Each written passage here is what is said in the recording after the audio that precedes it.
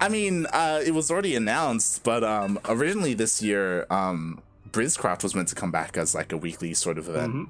Um, That was going to lead into an offline finals, wasn't it? it was. and then everything happened. And then COVID hit. Yeah. But I mean, I'm sure something else will pop up. I mean, obviously we do have GPO, right? But it would be cool if ESL, maybe not just in like the Australian region, but in other regions also popped up for some more of that. Just say in Russian region. No, the Russian region or the CIS region also has a lot of events that have our groups from grassroots like that. But that's enough about that, as we are not in Australia, we are not in Russia. We are on the Golden Wall, LE, held up by the Pillars of Gold, protecting the eternal empire of which the LE submarines are hidden. On the left-hand side of the map, spawning all the way in the left-hand side of the map, we have the orange Terran player coming down from South Korea, showing us such a clean TVP. What has he got for us for TVZ? Let's find out. Going to be representing Team NV. We have Bunny.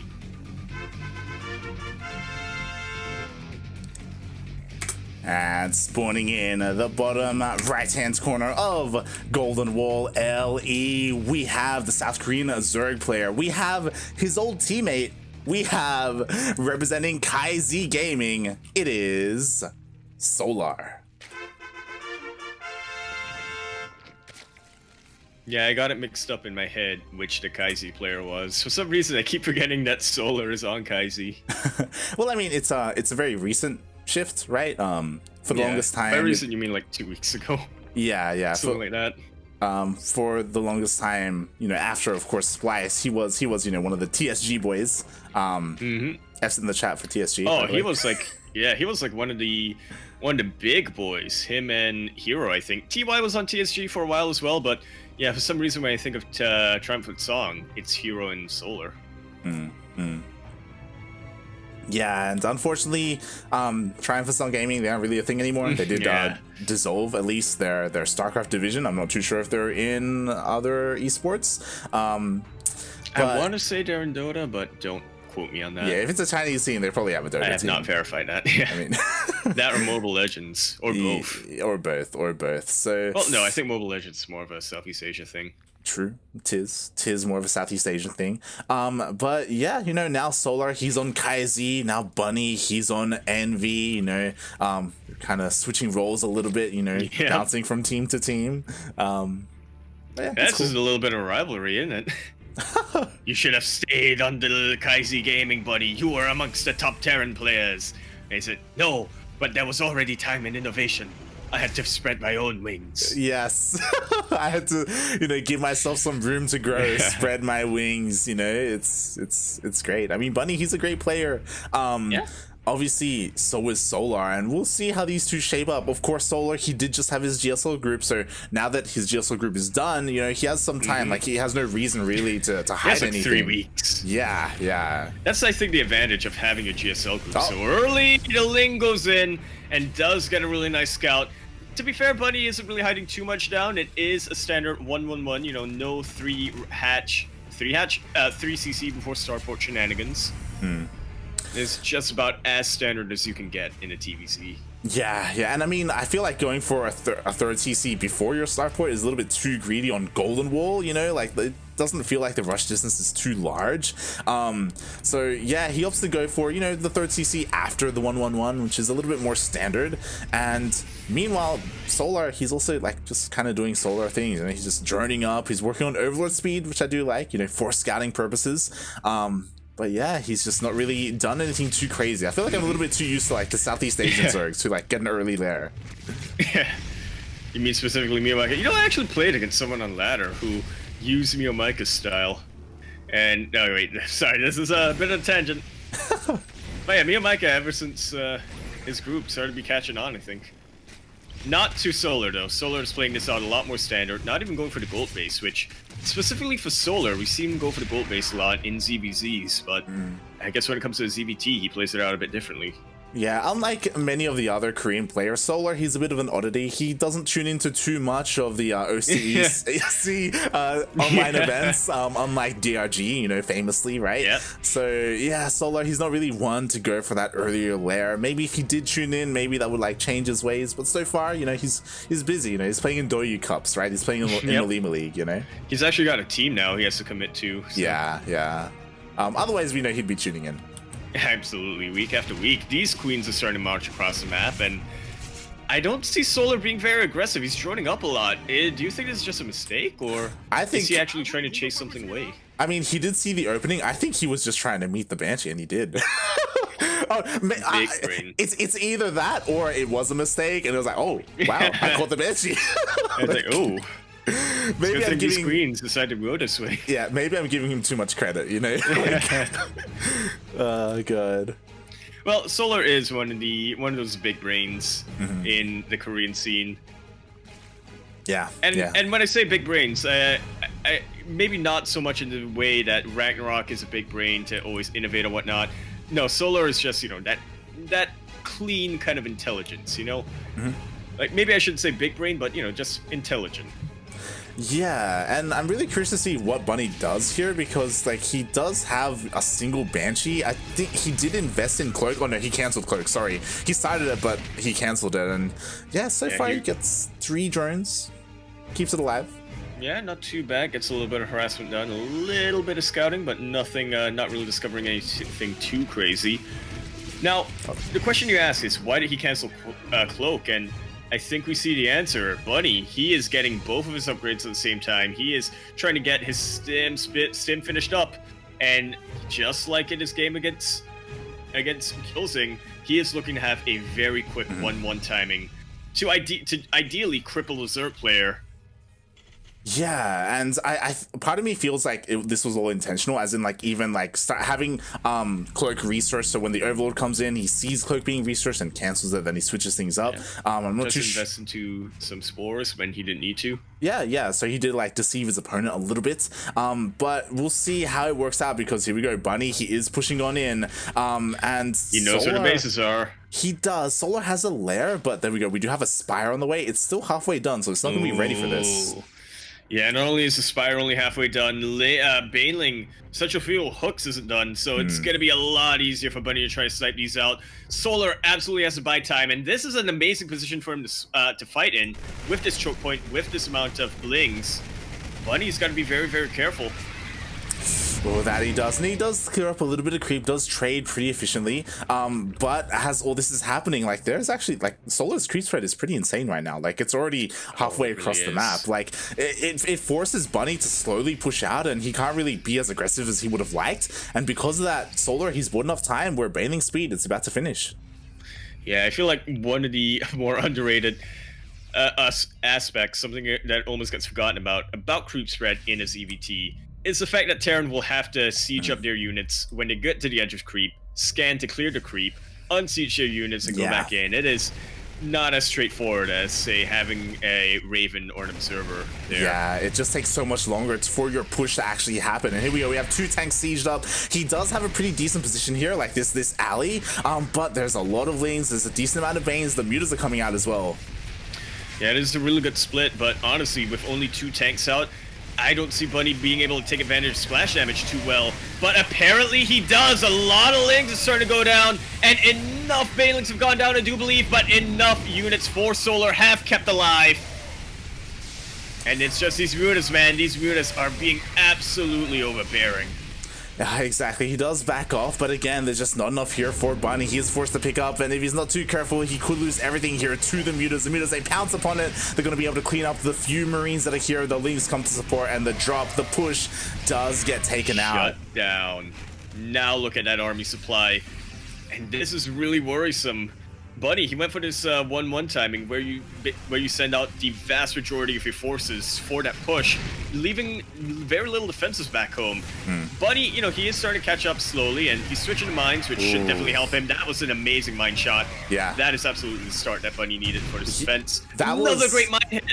That was like a game-changing mine hit right there. Like that completely shut Solar's push down. Like things were getting a little bit scary with Solar like retaliating and counterattacking, but that mine hit completely destroyed almost all the banelings except for one, and the last one remaining got target fired. And now Bunny, he holds. He has the gold base. Yeah, he's got 4 bases. The mutas are gonna try and catch the drop. Oh my god, are they? They're actually gonna intercept it, but the Marines are threatening enough. These are +2 weapons Marines. They are about to be on 2-2. And without any upgrades, Solar cannot really threaten that, which is why his infestation pit has finished up. He is going into his hive tech, or rather his hive. He has not missed a beat when it comes to like teching up. Like he is working on his hive at the moment. Bunny, he's just trying to, you know, stop this creep threat. He's trying to deal some kind of multi-prong harass, but there are units here for Solar. He should be able to clean this up. I mean, he's gonna get as much value as he can with this, but yeah, the medevacs are going down. And it does clear away most of the army, but again, as we were mentioning earlier, Bunny, he has to scan to clear this creep. He couldn't really punish Solar with this second drop. Yeah, and ooh, I love in the middle of the map. Yeah, let's hope he doesn't get punished for this, because he's sending 4 Widow Mines across the map. They're not here defensively, but Solar doesn't commit. And there we go. We have a scan. Bunny, we'll see how much damage he can get done with this 4 Widow Mine drop. It could deal like, I don't know, like even clear out an entire mineral line. He is gonna have to wait for it to be saturated though, which is gonna be an issue. Oh god, the mutas are so close. The mutas are close. But they fly away. And there are turrets, light. There are 3 turrets here. My god, you rarely see this. You see like maybe 1. You see it in a line. You see them in a triangle. But this does actually bring Bunny's army back. He knows that, you know, there are enough. Drop. Drop. Coming in. There is detection here in the form of that spore. 1 mine just out of spore range will take out a couple of Zerglings. That's a really good choke point, but there's just enough DPS there for the Lings for Solar to take out the mines. Honestly, that could have been absolutely the game-ending move there. Or maybe not the game-ending move, but the start of a game-ending move. And yeah, no, Bunny, he's moving across the map. He has a pretty good army, maybe lacking a little bit in the AoE, but yeah, he's got a pretty good Marauder count relative to Marine count. Yeah, he has a decent amount of Widow Mines, but again, like he could have had those 4 here with this push instead. Sure, the Banes run in, but again, the Marauders are doing their job. They're soaking up a lot of damage, denying the gold base for Solar. And again, like he was able to do this because the main army of Solar was pulled out of position to deal with that drop, so it gave Bunny some time to push out across the map. And honestly, like he has a decent position. It doesn't feel like there's too much here. You know, there's no ultras or anything like that, just the main. Exactly, but we now know why there isn't too much here, as this fight goes completely Bunny's way. Has to be careful not to overextend. Back home, actually the mutas are being chased away looking at a meme. Yeah, the mutas, they went in, they went out. They didn't kill, like they barely did anything. I was like waiting for the SCV counter to go up, but nope. Yeah, I think it's safe to say that Bunny absolutely knows what risk he's taking for going for a push like this. And so he just prepared accordingly back at home. Bunny now starting to parade push. He is on 5 bases with a gold base. He does have to be worried. He cannot lose too much momentum here. Ooh, yeah, and in the end, everything gets cleaned up. So far, none of the medevacs have gone down. Ooh, he even pulls away the high or the medevac with all the Marines in them as well, just to protect the other medevacs, but it looks like they will all be taken out. And Solar, he's counterattacking, but the reinforcements from Bunny push him away. And honestly, Bunny, he did a decent amount. Like, he may not have like dealt any like economic damage, but he killed out. He like cleared a lot of creep. He denied the base. He traded really well. But now the hive is done, and the ultras are coming out. And that, I think, is going to be the game changer. Now, the good thing for Bunny is he did not neglect his Marauder count whatsoever. He saw that hive coming down earlier in his drop. I do believe he saw the Ultralist end as well. So yeah, he just knows what he has to prepare for. Yeah, that involves making Marauders. Yeah, but is there enough? Oh, the Widow Mines get taken out. I believe there's one here. Decent shots. Yeah, detection is absolutely the MVP for Solar right now. Like, taking out these mines before they can pop onto their opponents. But the splits and the kiting from Bunny is fan-frickin-tastic. Maybe not quite enough damage done, but not too much of his units have died, which is surprising considering what Solar has thrown at him. Yeah, honestly, I'm a little bit worried for Solar. I feel like he needs to turn back because all the banelings go down. There are ultras, but naked ultras, like, that's not what you want against so many Marauders. In saying that, though, 19 SCVs went down, as there was also a bit of a run by here. Everything at the gold was taken out as well, so Bunny, he did take a lot of losses in that engagement. That he absolutely did, and now I want to say that we're getting about even, but yeah, Bunny a little bit lacking on the economy. I mean, he has less. You want to say that having less worker supply means more army supply, but not when you're struggling to make ends meet like Bunny is. Exactly. Like, he didn't have the bank to rebuild his army. Right now, he's struggling with the economy. Like, he lost everything at the gold. He's losing his newest base as well. He didn't expand to the south, and now, like, he just can't max out, and Solar can. He absolutely will, and are we going to see a base rate right now? Like, that's just such a good choke point. The mine does not take out the banelings, but another one got them. And once again, fantastic splits coming out from Bunny, but how much is going to help against all these Ultralisks? GG is called, and Solar takes game number 1. GG. And honestly, Solar, his aggression was Bunny, his aggression was looking really good that game, but honestly, I feel like part of what happened comes down to the map. Like, if Golden Wall, it's like a very small map in comparison to something like Eternal or Pillars of Gold, or even, I feel like, even Death Aura. So because of that, like, after Bunny, like, his pushes got held, like, Solar, his counterattacks, they just did so much more, right? Like, he pushed across the map and just got right into the bases. Yeah, it's one of those tough choices that you do have to make here when you go for pushes like that. Do I commit most of my army to it? And by most of my army, I mean the vast majority of my army to the push. Or do I leave a couple of defenses back home and have a weaker push? And yeah, in that case, I don't want to say Bunny chose poorly, but I think Solar was absolutely able to evaluate what situation he was in, and, you know, how to counterattack and when. Yeah, and I think, I mean, it's even being pointed out in the chat, and I'd have to agree that Bunny, he didn't really kill very many workers at all. Like, typically you see, like, drops, you see, like, he invested in it, like, he tried to go for, like, the Widowmine drops and stuff, but, like, the economy of Solar was, for the most part, left untouched. I just always remember I'm not sure if I call that advice or the yelling that you gave me, which is always, you want ranged libs as your harass in a TVZ. But until then, we are now on to Death Aura LE. LE, of course, standing for Long Extra. In the top left-hand corner map, spawning all the way in the top left-hand corner map, we have the orange Terran player coming down from Atlanta, South Korea. He is looking to hop along and go for a bunch of drops, but can he do it against his opponent? Gonna be representing Team Envy, not Envy Us. We have Bunny.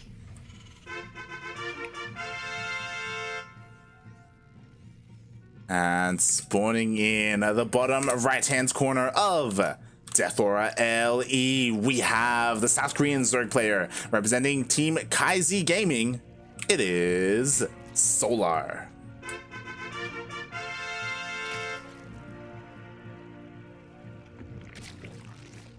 Now, I'm very surprised here, Light. We're not seeing a 12 pool on Death Aura from Solar. I mean, you don't have to go for a 12 pool on Death Aura. We've seen a lot. I mean, if you're Solar. We've seen it a fair bit. I don't know how effective it is in this matchup, in the ZvT. I feel like we see it a little bit more often in ZvPs against Protoss players, but yeah. So far, pretty set. The wall be tricky. It can be tricky, yeah. You know, that just reminds me of Cats. Remember Cats played last week? He did, and that was the start. That was amazing. He was El Pastor. He was. That was beautiful to see. I'm sad that he didn't sign up again this week. Well, he was casting DreamHack Latin America till, for me anyway, early this morning today, wasn't he? Yeah, he was. Shout out to Cham, by the way, almost taking out Special there. Taking out Special earlier on. Yeah, that was so for like it was cool, but it was also very frustrating for me to watch because Cham could have won that series like 4-2. My god, there were moments in those last two games where it felt like Cham was like getting a little bit like fatigued. I don't know. It was There were questionable plays. There was a moment where Special went in. I think it was on Pillars of Gold. He went in with his Hellions and he killed like 16 drones. And it's like, oh my god, what's happening right now? Like, like in the early game, it's like, Jesus. All right, let's run out.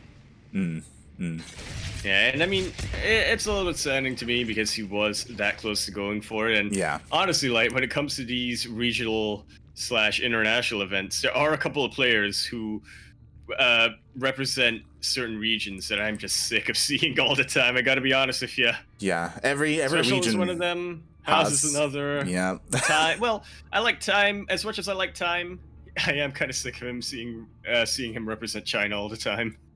Yeah, there's And I'm saying, when is Cyan gonna get his day? Yeah, I mean, that's why it's so exciting to see, you know, Cham step up and do well. Nice as well to actually, you know, go through and go all the way and win, like, for his region over Haas, right? Like, exactly. I was so happy when I saw that result this morning. Yeah. I had to sleep early. I'm like, oh, I mean, it's a PvP, so do I actually want to watch that? But, yeah, go for my boy. Yeah, yeah. Red Bud always, but... Yeah, I was cheering for Bud always as well. He had a really sick series in the winners finals previously. But yeah, like it's cool to see, you know, in some of these regions the mold is slowly being broken. You know, we have some more up and comers, some new faces in the finals. Meanwhile, we do have Bunny committing with these aliens. Exactly. Another one of these, well, I guess you can't really call him an up and comer nowadays, but you know, definitely not somebody who you expect to be a top player. Bunny is trying to segue that somehow. Yeah. I mean, like he can always take series and maps off of these guys. I mean, Korea has. I don't think Korea's had that problem where there's been like one player who's been like dominant for like years, like these other regions. So it's a little bit. It's 1 year, like Maru. Yeah. Like Maru, or there was the year for. There was another player. Zest in 2014. Zest, yeah. Su when it comes to second places, sure. But yeah, it hasn't been too much of an issue in Korea, just these other regions. So it's cool. It's cool to see, like, even Seethrow or Miyamaika, you know, getting third. That was huge, right? In our region. So yeah, looking forward to more of that. F for Miyamaika, but yeah. I mean, he did. Listen, bro, I like you, man. I like you a lot. I am kind of sick of seeing you win everything, though. I would say that even though Miyamaika didn't win, like, that's the best he's ever done, you know? And that's, like, exciting in and of itself. And he's going to be invited to the playoffs next season, so... Yeah. And you say Probe winning everything. I mean, I feel like that's like Probe and Risky winning everything here. Yeah, I'm kind of sick of that. Yeah, I was about to say that's like an older stereotype because Probe tweeted that he hasn't won in 2 years. No, that's a fair bit. Yeah, because Risky's been winning. Yeah. So, yeah, it's been a while.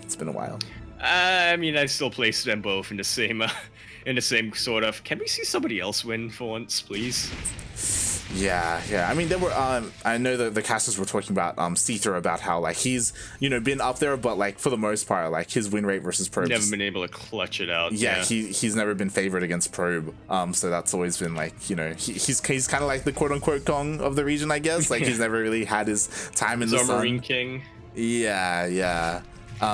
But you know, talking a little bit about this game, we did have the 1-1-1 opening from Bunny. We did have 2 Banshees coming out this game as opposed to 1 last game. Yeah, and this is going to be if the last game was a standard game, this is even more so. This is going to be a 1-1 timing push coming out from Bunny. This time with more tanks, it seems. No, actually the same amount of tanks. But yeah, this time going to be a little beefier. Solar getting the Spire. I believe this is around the same time, but yeah, just because Bunny, you know, he invested in those Banshees early on with Cloak.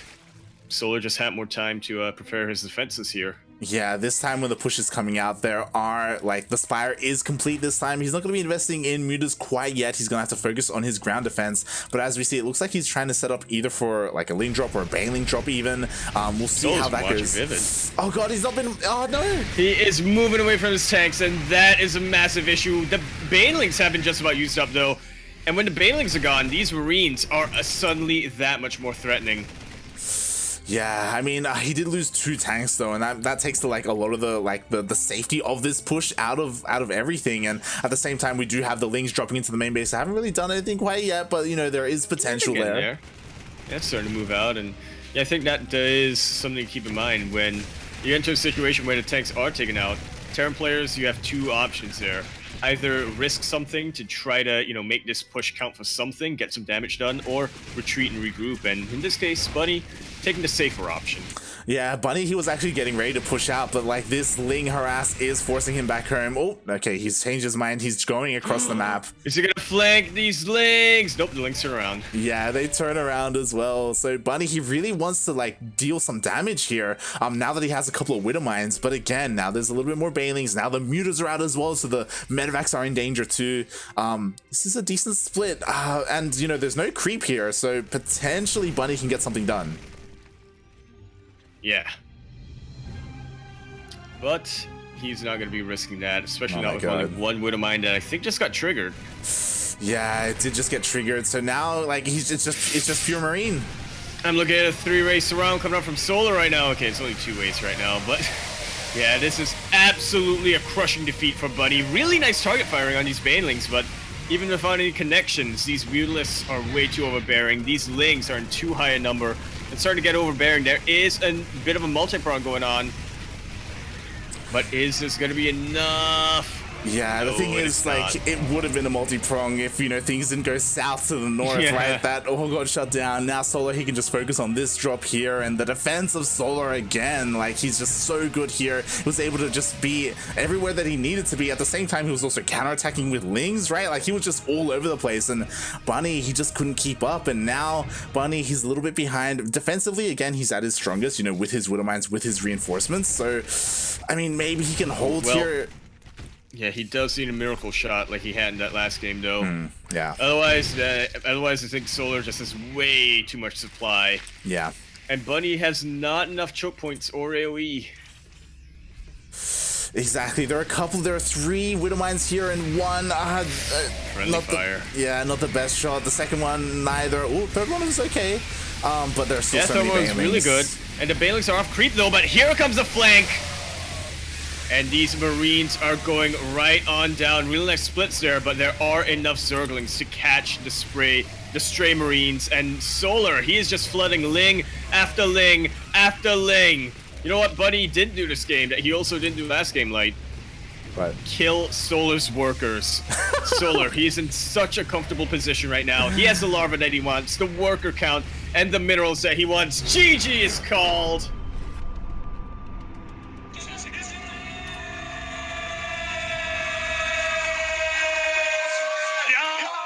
And Solar is going to be taking that series 2-0, going into the quarterfinals to face...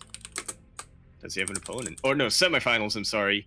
To face somebody. That he will. He advances. I believe he's going to be the first player to advance to the semifinals. No, stats. Oh. Oh, okay. That must so have we been... have 1 potential PvP left, Light. Yeah, so even that's not too certain. Yeah, he did have a pretty fast PvP, which I mean, it's a PvP, so I mean, it's what we would expect.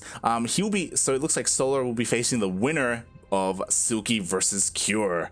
So it's going to be a pretty sick semifinals to say the least. And looking at the upper semis, I got my eye on DRG to potentially move on to face Stats. Bit of a freak team kill going on there, but you know, needs must. And yeah, I think Dongregu is absolutely the favorite there, and Stats versus Dongregu, just because of how close they are in terms of skill, the way that they play, the fact that they are teammates and they do understand each other's play styles pretty well. That is absolutely going to be exciting, but I wouldn't sleep on Rex or Special. Good old Juanito. Oh yeah.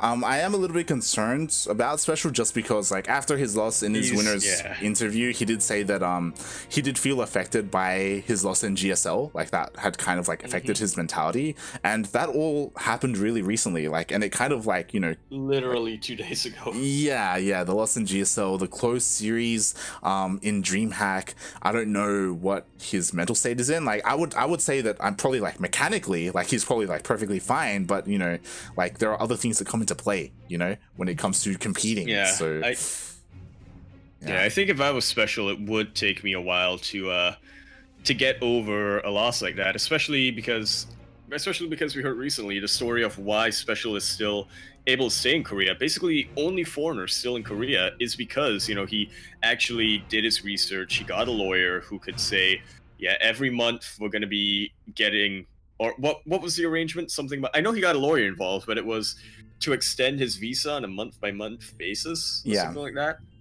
And yeah, he did all of that. And now in the third season of GSL, knocked out in the round of 24, he's got to feel like, if I was special, I'd feel like, you know, why did I even bother doing all that? I could have just went back to Mexico and just crushed in the Latin tournaments, right? Yeah, that's, you got to feel for him. That's the thing that hurts the most for special, that he is doing a lot to stay in Korea for. Not just for GSL, but GSL is a big part of it, and to be knocked out in the first... It's definitely the biggest part of it, I would say. Yeah, to be knocked out in the first round, like, that's pretty big. That's huge. Especially because, like, it's not just, like, you know, him wanting to compete and him wanting to get better, like, also, like, you know, the prize money's involved as well. He wants the prestige, like, yeah, there's prize money involved there. Like, and obviously special, he is somebody who's driven by that prestige. He wants that GSL title. Obviously, you know, if he can win any premier tournament, he'd be happy, but he's a son of Korea now. He is the Shinling-dong farmer, as TY calls him. Yeah. So it is a bit of a shame what transpired. I mean, you know, it really, for him, it means that these weekly tournaments like ESL Asia are all the more important, right? Because he doesn't have GSL to work on. Like, he needs something to keep him motivated to compete and you know, to continue to earn income so he can continue to stay in Korea, because I'm sure like it isn't like the cheapest to like keep a lawyer continuing to renew your visa, you know, like it's an investment. All of that on top of living in Seoul, which I believe is one of the more expensive cities in Asia. Yeah. If any of you have time, go check out TY's YouTube channel, because he does do a couple of vlogs where he goes to the apartment that Special and Armanians are staying in, and that's kind of reminding me of those ESF days. You know, when you hear about the living conditions of some of those players. I mean, honestly, that looks like any other Korean apartment. Like, that looks like the Axiom team house, you know, like it's very reminiscent. It's very common, I would say. I'm trying to dramatize that. Yes, I know you're trying to be like, it's horrible. Like, he's living in the streets, you know, they're living in a bunk. They're living in the same bed together because they can't afford a second bed, and they have to hold each other to keep warm. Exactly. They have no money for like heating. They keep buckets outside, so when it rains, they collect the water, and that's how they drink. It's like, oh, mate.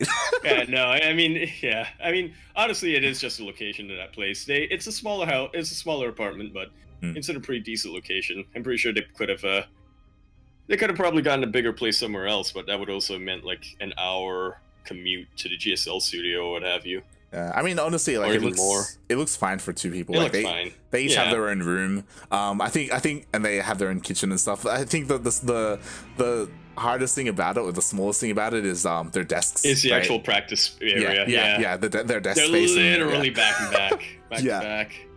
Yeah, it's not ideal, but I mean, they make do, and we'll see how they do. Obviously, one of those players that we were talking about was Armani. Unfortunately, he did get walked over today. He didn't compete. Rip.